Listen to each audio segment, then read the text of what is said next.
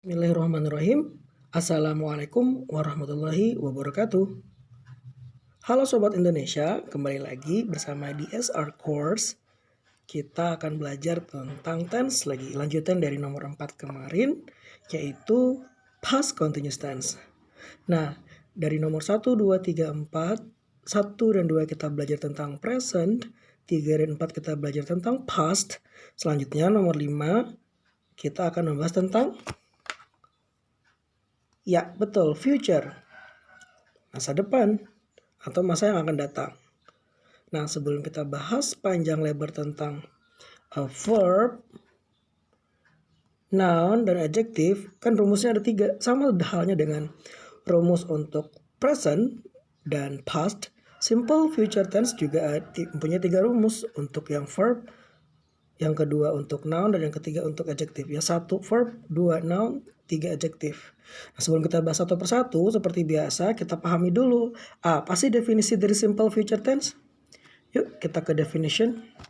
Nah, di definisi ini kita bagi 3 seperti biasa: simple, future, dan tense. Simple artinya sederhana, future artinya masa depan atau masa yang akan datang, dan tense artinya bentuk waktu. Kalau diartikan dari belakang ke depan, bentuk waktu masa depan sederhana.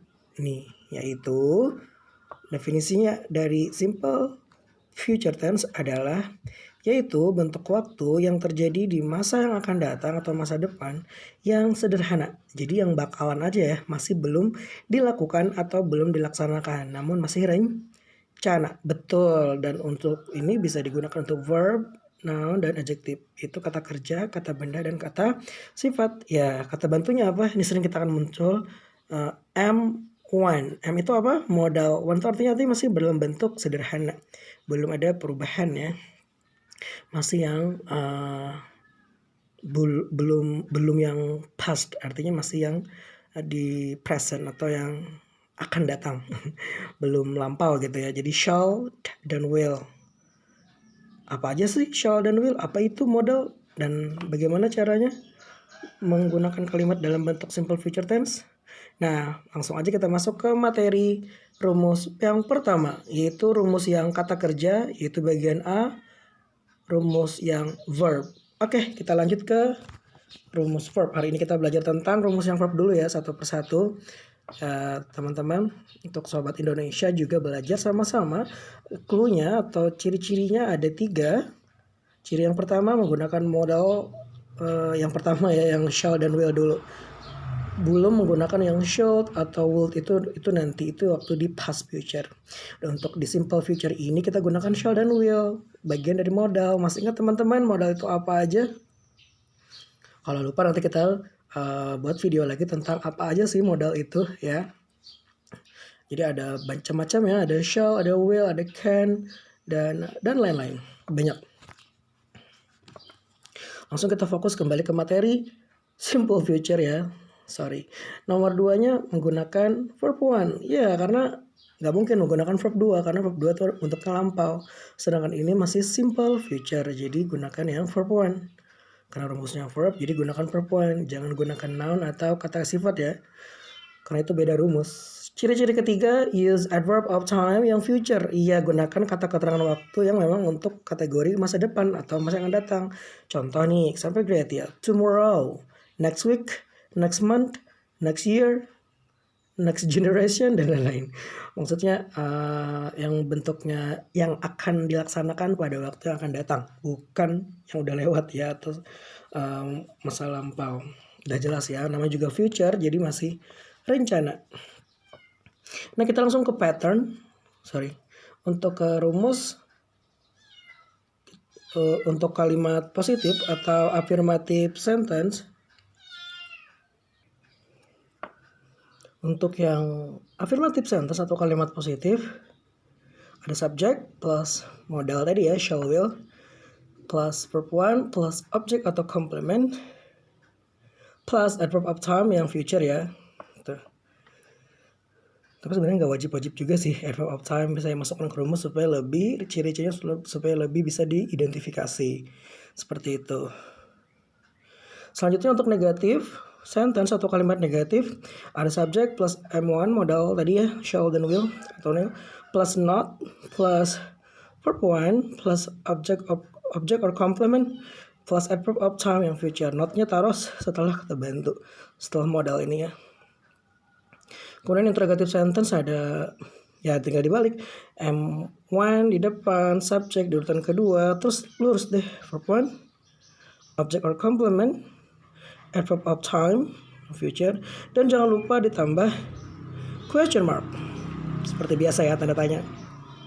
Selanjutnya jawabannya ada yes, untuk positif yes, titik, subject plus M1, negatif no, titik, subject plus M1 plus not. Seperti biasa, dikasih not setelah semuanya, karena ini ciri-ciri negatif ya. Nah langsung dari pattern kita langsung ke contoh. Ya sebelum ke contoh, pastikan dan saya ingatkan lagi,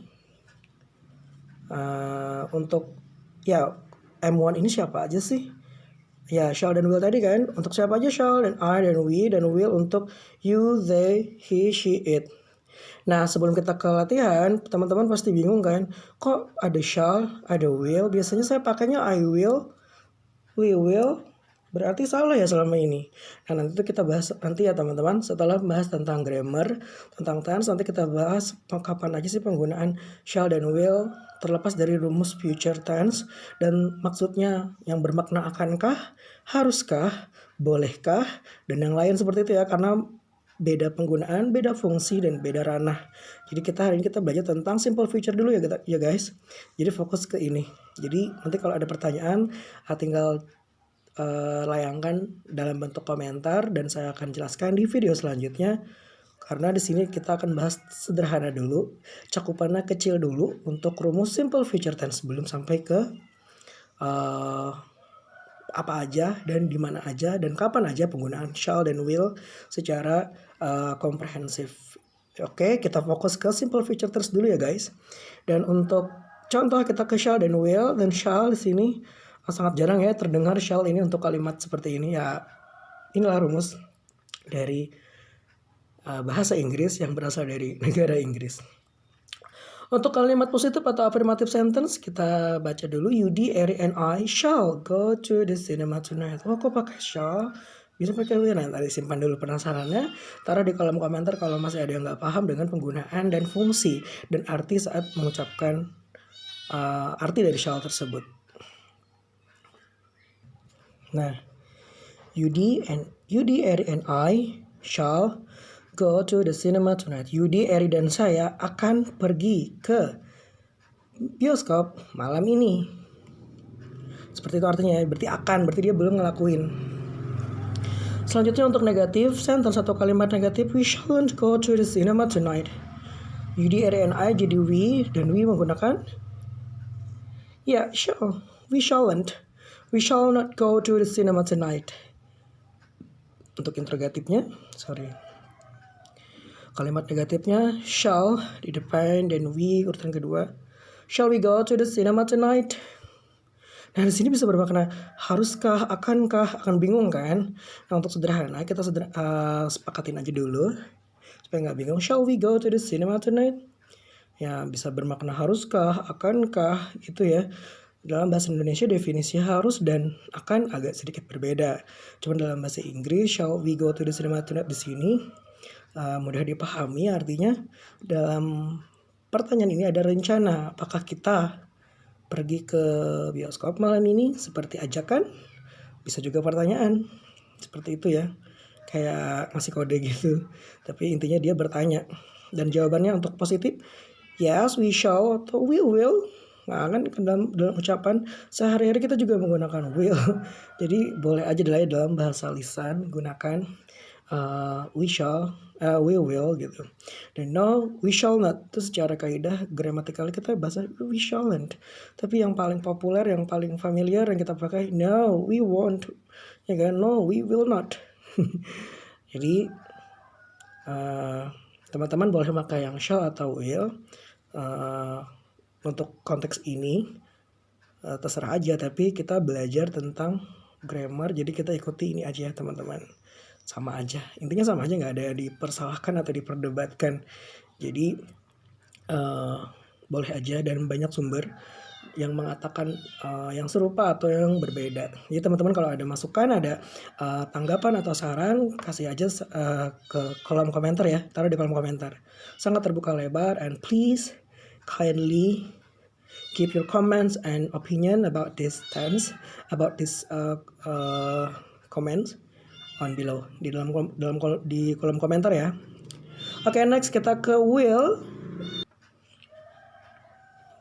Ya, kita ke contoh yang will. Nah, ini paling populer yang sering kita pakai ya sehari-hari dalam percakapan bahasa lisan. Sudah paham banget gitu. Oke, next untuk kalimat positif atau affirmative sentence ada Komang will apply the scholarship next year.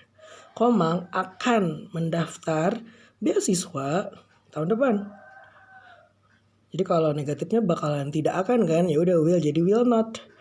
Won't disingkat will not jadi won't. Dan Komang berubah pronoun menjadi he karena dia laki-laki. He won't apply the scholarship next year. Nah, untuk interrogatifnya atau kalimatnya tinggal ya will di depan dan he-nya di depan. Will he apply the scholarship next year? Akankah dia mendaftar beasiswa tahun depan? Ya betul, tidak, salah atau bukan. Yes he will, no he will not, no he won't. Nah jadi teman-teman supaya nggak bingung, shall dan will ikuti contoh aja ya. Ikuti shall untuk I dan we, dan will untuk you, they, he, she, it. Dan gunakan yang kalau shall, kalau we pakai shall ya pakai shall, we gitu. Ini nanti untuk bahasa lisan aja untuk sementara ya. Selebihnya nanti akan kita kembangkan lagi berdasarkan pemakaian dan fungsinya dalam kehidupan sehari-hari, termasuk bahasa tulisan dan bahasa lisan. Jadi teman-teman tenang dulu, ikuti perintah ini aja. Ikuti keterangan untuk shall untuk subjek I dan we, dan will untuk subjek you, they, he, she, dan it. Nah jadi sebelum ke exercise, seperti biasa pada sebelumnya, contoh sebelumnya di video sebelumnya, catat semua materi yang saya jelaskan. Kalau tidak paham tanyakan, dan pahami betul-betul dari definisi simple future itu sendiri, simple future tense, dan masuk ke verb tadi. Untuk clue-nya atau petunjuknya tolong pahami, dan pattern-nya, rumusnya juga dipahami, bukan dihafal ya, dipahami aja. Dan keterangan untuk shall dan will, siapa aja subjeknya, dan sampai ke terakhir yaitu contoh examples buat shall dan will tolong dipahami. Kalau ada pertanyaan silakan tanyakan, kalau tidak ada pertanyaan alhamdulillah, berarti kita langsung ke exercises, latihan selanjutnya. Nah, kalau udah sampai paham sampai sini, seperti biasa di kolom komentar jawab soal berikut beserta nama lengkap. Jangan lupa ya, boleh di atas atau di bawah namanya, nggak apa-apa, yang penting nama lengkap. Dan shall 1, will 1. Jadi shall dan will benar-benar sesuai dengan kaidah dulu ya kita belajar. Jadi untuk selebihnya nanti bisa ditanyakan kolom komentar atau nanti di kelas les. Dan good luck. Thanks for your attention. Stay safe and healthy. Also be happy. See you. Sampai jumpa di kolom komentar ya. Salam dari DSR Course untuk Sobat Indonesia. Thank you and bye. Wassalamualaikum warahmatullahi wabarakatuh.